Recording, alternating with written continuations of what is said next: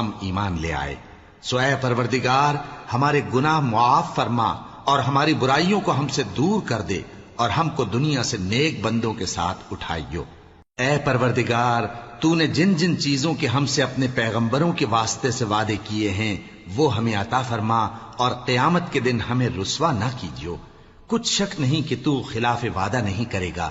تو ان کے پروردگار نے ان کی دعا قبول کر لی اور فرمایا کہ میں کسی عمل کرنے والے کے عمل کو مرد ہو یا عورت ضائع نہیں کرتا۔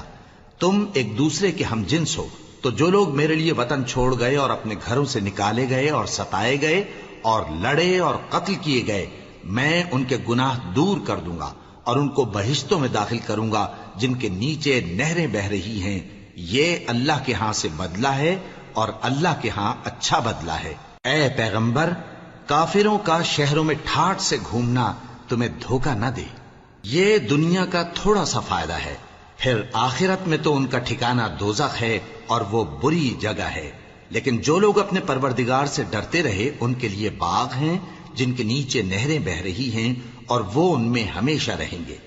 یہ اللہ کے ہاں سے ان کی مہمانی ہے، اور جو کچھ اللہ کے ہاں ہے وہ نیکوکاروں کے لیے بہت اچھا ہے۔ اور بعض اہل کتاب ایسے بھی ہیں جو اللہ پر اور اس کتاب پر جو تم پر نازل ہوئی اور اس پر جو ان پر نازل ہوئی ایمان رکھتے ہیں اور اللہ کے آگے عاجزی کرتے ہیں اور اللہ کی آیتوں کے بدلے تھوڑی سی قیمت نہیں لیتے۔